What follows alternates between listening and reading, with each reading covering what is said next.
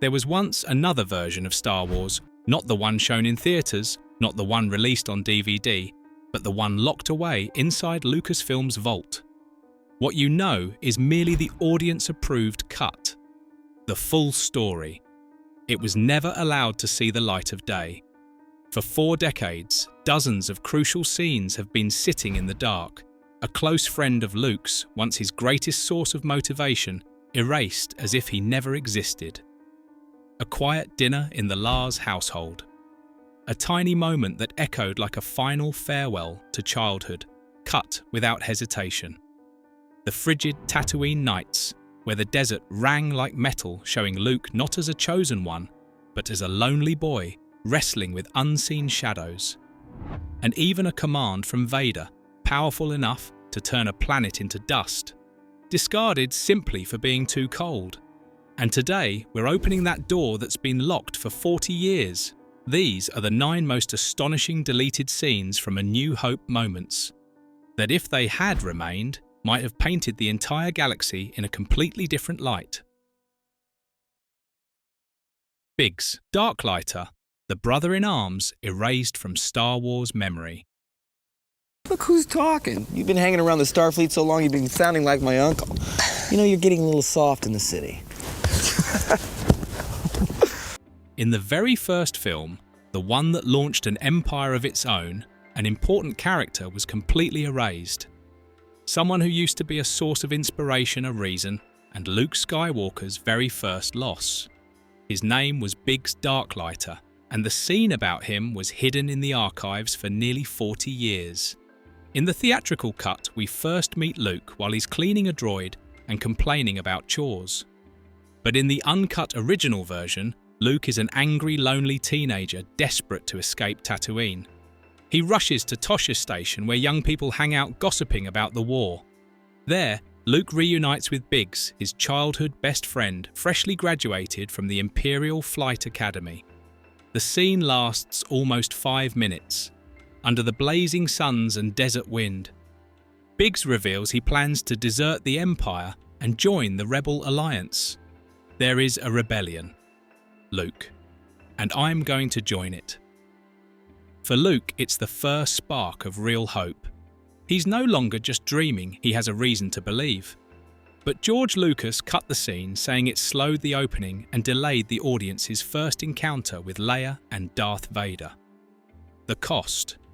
When Biggs dies in the Battle of Yavin, audiences only see a nameless pilot fall, and Luke, instead of losing a brother, simply keeps flying. That Tosche Station scene, if kept, might have made Star Wars begin with emotion instead of lasers. It was a memory Luke carried throughout his journey, but one the audience never got to see. If it had stayed, Luke Skywalker wouldn't just have lost a friend, he would have lost the very first reason he ever had to fight. The deleted R2-D2 search, the loneliest night Luke Skywalker ever had on Tatooine. How's that? Yes, that's much better. Before Luke Skywalker met Obi-Wan Kenobi, before he ever heard the words, "The Force," there was one night he nearly died, all because he went searching for a tiny runaway droid. A night George Lucas filmed in full, then buried. This deleted scene occurs after R2 flees with Leia's message. In the theatrical release, the film jumps straight to the next morning when Luke goes out looking for R2 and gets attacked by sand people. But in the uncut version, there's an entire sequence of nighttime shots across the Tatooine desert, cold, lonely, and steeped in myth. Luke and C-3PO drive the land speeder through the dark. The twin moons shimmer across the dunes, turning Tatooine into a silent ocean of sand. "Will we find him?" Master Luke C-3PO asks. "I hope so. If the sand people get him, we're done." They stop shining a light across the dunes as the wind howls like a distant scream. In a few frames, Luke looks exhausted, scanning the emptiness, utterly alone, as though the Force itself is quietly watching him. This is Luke at 19, no lightsaber, no destiny, just a kid with too much responsibility and too much kindness for a droid he barely knows. Lucas cut the scene, saying it dragged the pacing and broke the flow. But if it had stayed, it would have been the first moment Star Wars captured Luke's cosmic loneliness, a small soul beneath an endless sky. A simple nighttime search, but the true beginning of the entire saga. Because from that night onward, Luke was already leaving Tatooine. Not because of fate, but because a little droid carried a princess's plea for help. Sometimes the greatest adventures begin simply because we can't leave someone behind. The peaceful blue milk dinner that foreshadowed the tragedy that would burn the Lars household to ashes.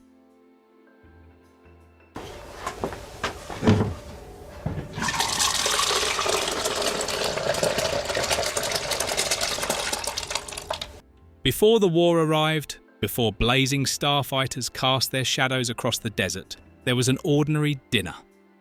A small table in the dome-shaped home of the Lars family. The place where Luke Skywalker grew up, laughed and dreamed. This deleted scene opens with Aunt Beru alone in the kitchen. She pours blue milk into a glass, gently stirring until the Tatooine light catches the thin layer of foam. In the background, Uncle Owen complains about buying 2 broken droids. Beru doesn't answer. She simply looks up toward the entry hatch where the sunset drifts down, listening to the wind and to Luke's footsteps approaching. Luke walks in sweat on his forehead, still talking about wanting to leave the planet. "I can't stay here forever, Aunt Beru. There's a whole galaxy out there." "Luke," she smiles sometimes, "this is a whole galaxy too." The scene lasts only a few minutes, yet it captures Luke's entire childhood, quiet people, living in isolation, surrounded by desert, trying to hold on to the last bit of warmth in a cold galaxy. George Lucas cut it because he felt it slowed the narrative and wasn't essential to the main plot. But in these brief moments, we can see what the film never explicitly says. Luke didn't just lose his aunt and uncle when the stormtroopers attacked. He lost the last home he ever had on Tatooine, where blue milk once frothed in a glass, and Beru's gentle smile warmed the entire room. If this scene had remained Star Wars, wouldn't have opened with a war but with a simple family dinner and a silent farewell to childhood. Before Luke left Tatooine, he had already left home forever. Mos Eisley locked down by the Empire, the most terrifyingly silent night in the desert. Dennis?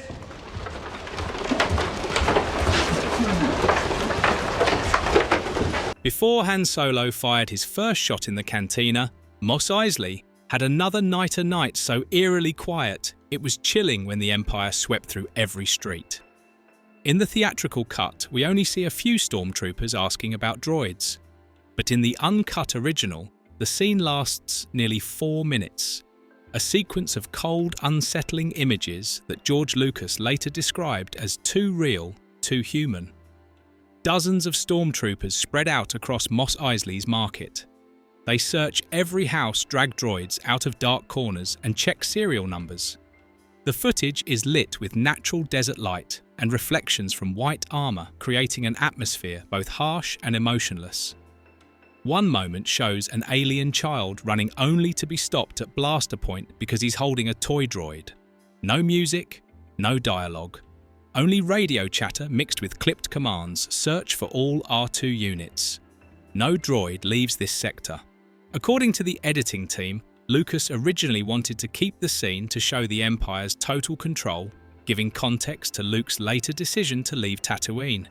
But during post-production, he realised expanding Mos Eisley made the film too heavy and stripped away the bright adventure tone he wanted. The Stormtroopers' search for the droids scene was removed from theatres and only resurfaced in the 1997 special edition and the Blu-ray release. But for those who've seen it, it's more than an action sequence. It's one of the rare moments Star Wars shows the Empire's true face, cold, impersonal, and terrifying in its silence. The buried moment where Darth Vader orders an entire planet wiped clean. We've closed the spaceport at Mos Eisley and started a search operation. just a matter of time before we find the droids. Send in more troops if you have to. Before Darth Vader ever force-choked an officer aboard the Death Star, there was another moment, colder, quieter, and far more frightening. A scene Lucas once described as too chilling for the start of the film. In the uncut original version, right after Leia Organa is captured, and the Death Star learns the plans have been stolen, Vader stands in a large briefing room. Pale blue light from a projector reflects off his polished mask. Before him is a group of Imperial officers, Tarkin Moti Taga, all silent. Vader isn't angry, he doesn't shout. He simply says, "Expand the search. Wipe the planet clean." It's one of the earliest lines that directly suggests mass slaughter by the Empire, showing they were willing to flatten all of Tatooine just to find a single droid. In the extended footage, a planetary map appears with red dots, blinking each one a settlement about to be processed. This scene portrays Vader as a true strategist, not just a personal hunter, but the war machine of the Empire. But Lucas thought expanding the sequence would make the movie slow and heavy, making the Empire feel too practical instead of mythic. So the scene was reduced to a few seconds, letting Vader appear as a shadowy figure rather than a cold, methodical commander. Had this scene remained Darth Vader in A New Hope might have been very different, less of a symbol, more of a man. A being driven by orders, not hatred. And that perhaps is the most frightening thing of all. The buried Yavin reunion, the scene that would have made Biggs's death, Luke's greatest heartbreak. Oh, Big! Hey, how are you? Oh, are you sure this is what you want? Listen, have I got some stories to tell you? You sure you can handle this shit, sir? Yavin. Dense jungle roaring X-Wings, the smell of engine oil mixed with rebel cigarettes. Luke Skywalker steps into the base for the first time, eyes wide at the chaos of pilots rushing everywhere. Suddenly a shout, Luke Skywalker, Biggs, Darklighter, thick moustache, worn rebel flight suit charges toward him like a storm. The two Tatooine friends collide in a tight hug, laughing until they're breathless. "I told you I'd make it," Biggs says, clapping Luke on the shoulder. "The Academy was a joke. I bailed 3 months ago and joined the rebellion." Luke's eyes shine. "Uncle Owen finally let you go." Biggs shakes his head, voice soft. "No, kid. You made it. I'm proud of you." Red leader Garvin Dryce steps up and rests a hand on Biggs's shoulder. He looks at Luke, voice warm like a campfire. "Your father Anakin Skywalker was the finest pilot I ever flew with, a name the Empire tried to erase." Luke freezes, lips trembling. "My father was a pilot." Biggs nods, eyes glistening. "We'll fly together, Luke, just like back at Tosche." They look up as an X-Wing streaks across the Yavin sky like a falling star. Binary sunset hums softly beneath the moment. "This is it, Luke," Biggs whispers. "Let's end the Empire." Luke answers steady and certain. "May the Force be with us." George Lucas cut the scene to avoid mentioning Anakin too early to protect the Empire Strikes Back twist. But if it had stayed, Biggs's death in the Death Star trench would have crushed the audience. Luke wouldn't just lose a squad mate, he'd lose a brother. This scene would have turned the throwaway Tosche Station line into a binding promise.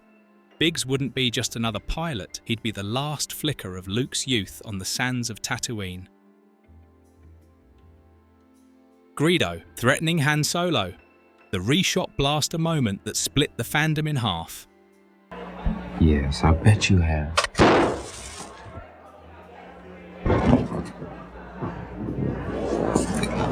This is the shot that split the entire galaxy. A tiny flash of light in a dusty bar, but one that changed Star Wars forever. Mos Eisley Cantina, where jizz whale music curls like desert snakes. Alien smoke wraps around smugglers' necks, and flickering neon lights threaten to die at any moment. A lawless place. A place where being one beat too slow means you die. Amid the clinking glasses and raspy laughter, Han Solo sits alone in the corner, vest open hand under the table, eyes wandering yet never unfocused. A green figure approaches Greedo, a Rhodian bounty hunter with dried blood eyes and a voice like grinding sand. Han Solo, Jabba doesn't like you dodging your debt. I'll bring your corpse back to him. His blaster is already pointed under the table, finger trembling but ready to fire. Han replies cool and steady. I don't think they'd like another killing in here. Greedo doesn't notice anything strange. He keeps the blaster raised and orders. They've hardly noticed. Get up! Han smirks. Yes, I bet you. No music, no cutaway, just silence. A held breath, a flash of blue. Greedo falls backward, eyes wide. Smoke rises from his chest. Green blood splatters across a drink. Han pushes the body aside and stands up as if he'd just finished routine paperwork. Sorry about the mess, he says coldly, and walks away. That was the real Han Solo reckless cunning, surviving not by luck but by instinct. But when the film hit theatres, George Lucas changed it. I wanted Han to be a hero, not a cold-blooded killer, he said. So Greedo shot first. Han shot back, and that single frame, a fraction of a second, split the fandom for nearly 50 years. From Han shot first t-shirts, to under-the-table blaster tattoos from Comic-Con debates, to hundreds of memes, this scene became a symbol of artistic freedom, the moment audiences pushed back against a creator to preserve a character's essence.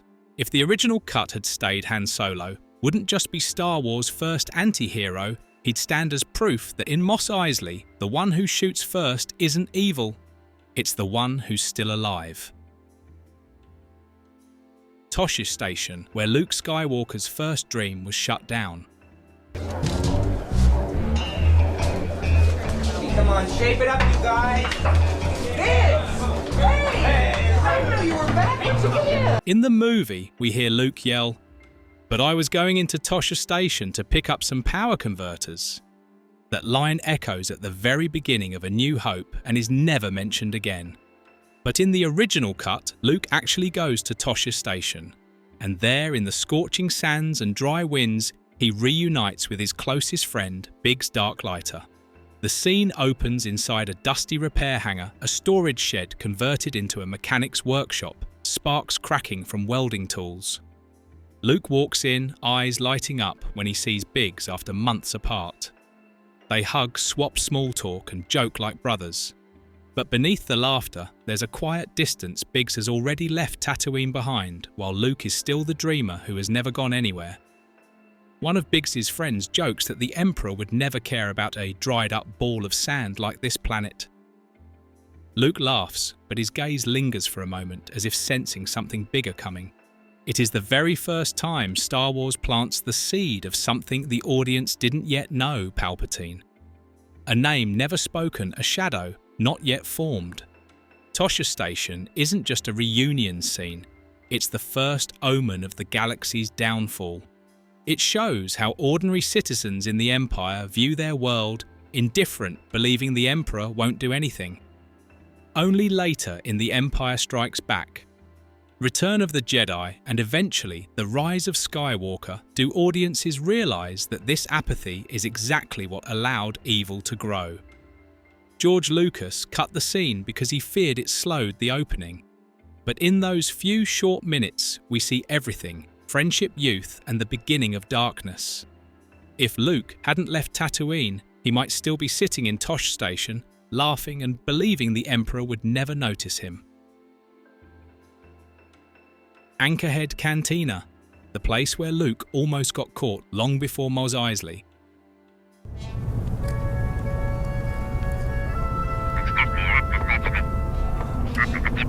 In 1977, before Mos Eisley became the galactic icon of jizz whale music and infamous smugglers, there was another bar, a place Luke Skywalker once walked into, and where he nearly got grabbed by stormtroopers. This scene was completely deleted from A New Hope, surviving only in storyboards and the 1981 radio drama. After leaving Tosche Station in frustration, Luke doesn't rush home. He drives his land speeder straight to Anchorhead, a small, dusty town where sunburned moisture farmers gather to escape the heat of the twin suns. The local bar Anchorhead Cantina appears as a low adobe building with cracked walls and a rusted sign creaking in the desert wind. No Bith band, no Han Solo, just alien cigarette smoke and the smell of cheap Corellian ale. Luke enters tunic dusty and sits at the worn wooden counter. The bartender is an old droid, its rusted arm pouring drinks with stiff, jerky motions. "Put it on Uncle Owen's tab," Luke says with a forced smile. Around him are familiar faces. Tatooine farmers, a green Rhodian cleaning a blaster, and a group of young pilots whispering about the rebellion. The Empire's hunting a droid, carrying the Death Star plans, one says. "A kid like you should sign up. Get out of this frying pan." Luke's eyes light up the first time he hears about the war beyond the desert as more than rumour. But then the door slams open. Two stormtroopers march in armour, gleaming under flickering neon. Papers One barks. Luke jolts to his feet, heart pounding, slipping quietly out the back door. He has no idea R2-D2 is carrying the fate of the galaxy, but danger is already closing in. George Lucas cut the scene because Mos Eisley was already unique enough, but if kept, Luke would appear more proactive, more eager for adventure, and stormtroopers would feel like a real threat. Anchorhead Cantina is a forgotten piece of Tatooine, the place where Luke Skywalker was ready to leave the desert long before Obi-Wan ever appeared. In 1977, Star Wars: A New Hope was more than a film. It was the biggest cultural explosion cinema had ever seen. With a budget of just $11 million, it grossed more than $775 million, becoming the highest-grossing film of its time, surpassing Jaws, and cementing Hollywood's second consecutive summer blockbuster phenomenon. Theaters worldwide stayed open all night. Tickets were scalped like stock shares. Children memorized every line, "May the Force be with you." George Lucas. Not yet 35 woke up after the premiere and realized he had accidentally created a new religion. Star Wars was more than a movie. It was a belief, a first childhood memory of hope and adventure, a galaxy where good still triumphs. But behind the glory were missing pieces, scenes cut to save minutes, loosen pacing, or keep the story lighter. And ironically, these were the scenes with the most heart. If audiences had seen Luke smiling in the sun at Tosche Station, stirring blue milk at sunset, or Biggs embracing his friend one last time on Yavin, A New Hope might not have been just a galactic epic, but a story of youth, of dreamers in the desert, and of the losses that make hope meaningful. The movie created a universe, but the deleted scenes remind us. Even the greatest galaxy begins with tiny moments, the ones people choose to forget. Which deleted scene from A New Hope impressed you the most? Or do you know other hidden secrets about this legendary film? Share your thoughts in the comments. And don't forget to like, share and subscribe for more deep dives into Hollywood's hidden treasures.